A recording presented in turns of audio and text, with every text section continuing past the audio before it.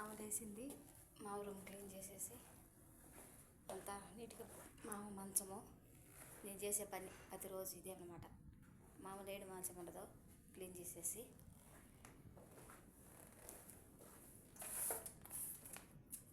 కర్టన్లో open చేసేసి